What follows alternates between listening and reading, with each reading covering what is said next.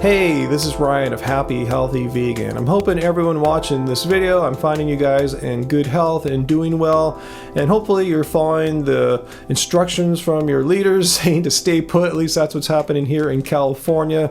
Most of us, I'm sure, are assuming, or at least hoping, that this is a rarity. This is like a once-in-a-lifetime event. The last thing on remotely comparable to this was back in 1918.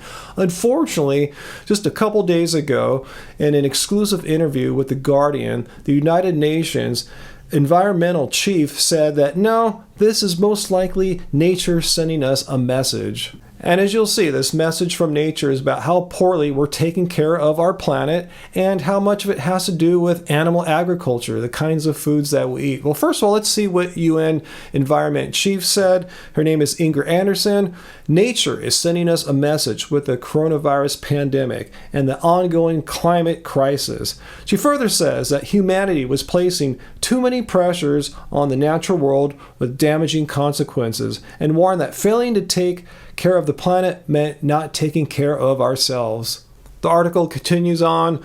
Leading scientists also said the COVID-19 outbreak was a clear warning shot, given that far more deadly diseases existed in wildlife and that today's civilization was, quote, playing with fire. They said it was almost always human behavior that caused diseases to spill over into humans. So one obvious example of human behaviors that have caused zoonotic diseases to cross from animals to humans, I covered in my video from mid-February about the COVID-19 outbreak when it was happening mainly in China at the time. And the example I'm talking about here are the wet markets in China, where you have live animals, dead animals, and humans all in close proximity, which provides a perfect breeding ground for viruses to cross over from animals to humans. And as such, the UN has called for authorities to put an end to live animal markets, which they call an ideal mixing bowl for disease. But the problems go beyond just these live animal markets, which are horrible in themselves, but they're saying that there's far worse problems that can make these pandemics happen on a much more regular basis rather than, like, say, once in a century. They're saying to prevent further outbreaks, the experts said both global heating and the destruction of the natural world for farming, mining, and housing have to end, as both drive wildlife into contact with people. So did you catch that? The two major factors, the two major issues that need to be tackled if we want to decrease the chances of future pandemic outbreaks are to handle global warming. The planet is getting too hot, which is causing animal behaviors to change. And secondly, the loss of habitat, the loss of the natural world. What the article didn't specifically call out are the number one causes of these two problems, and that's animal agriculture. According to this report from the United Nations Food and Agricultural Organization, animal agriculture is responsible for 18% of all greenhouse gas emissions globally, and this is more than all of transportation combined. So if we were to truly heed the UN's warning here about how climate change and warming of the planet is driving these pandemics to become more likely to happen in the future, we need to look squarely at animal agriculture head on and acknowledge its role in driving climate change. It's the number one source of greenhouse gas emissions. How can we have a climate change plan that doesn't address the number one source of greenhouse gas emissions? Secondly, the United Nations said we need to look at the loss of natural habitat. And once again, animal agriculture is up there as being a main culprit. For example, animal agriculture is responsible for around 91% of Amazon rainforest destruction, either in the way of clear cutting for animals to graze the land or for crops to be grown for livestock. And given that livestock or livestock feed occupies approximately 1/3 of our planet's ice-free land, that doesn't leave much natural world for everything and everyone else. So, if the United Nations is correct here, saying that the continued warming of our planet and the continued loss of our natural world are the two primary factors which will cause future pandemics to be more common, while, as we've seen here, animal agriculture is the primary driver of those two very factors.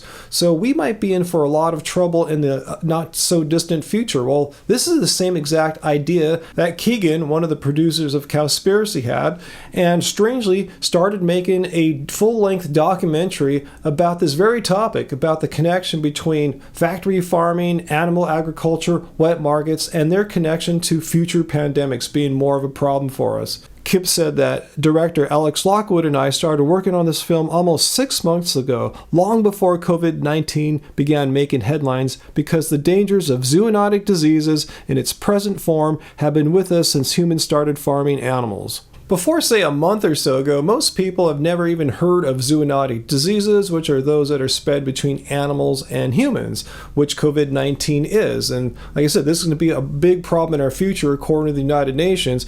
And the purpose of their movie here, which has no title yet, according to the director Lockwood, he says, whilst the public is becoming increasingly aware of the threat of zoonotic diseases, animal agriculture's threat still isn't being given the level of urgency it requires with regards to media attention, and that's why they started making this movie. And they really don't have much footage yet, as far as I can tell, but they did put together this little trailer here.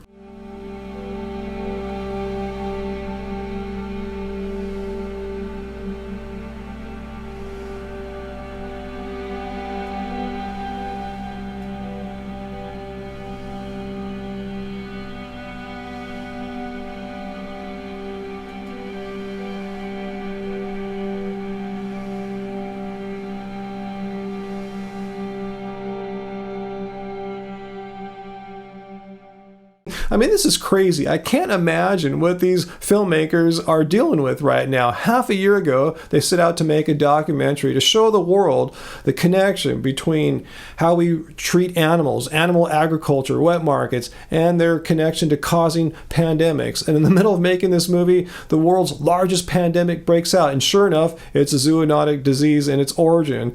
So I'm sure they're going to have the first good documentary out because they began it before this pandemic. And I hope at least it fulfills its goal to show to the mass public the connection between all these things, between animal agriculture, wet markets, global climate change, the loss of our natural world, and how all this relates to pandemics, and how this is not a once-in-a-lifetime event, most likely, if we continue down this path. According to the United Nations, I'm not making this up here, according to their environment chief, that this could become a much more common occurrence. So anyway, leave your questions and comments down below. What do you think about this movie? I mean, it has no title yet, so I don't know what to call it, but I want to be one of the first people to see this. I just think the timing is just completely amazing for them on this. So I wish them all the best. Keegan, if you're watching, please get in contact with me. I want to be there at the premiere and help you promote it any way you can. So leave your questions and comments down below. What do you think about the message from the UN that we need to all follow, that climate change, loss of natural world are all directly tied to animal agriculture? So if we really want to address climate change, if we want to address not having pandemics happen every few years or few decades, we need to start thinking about how we produce food and what food we eat. So leave your questions down below. Hit like if you like this video. Share this video. Spread this information around. It's all factual based information here, United Nations data for the most part. And until next time, guys, let's go vegan.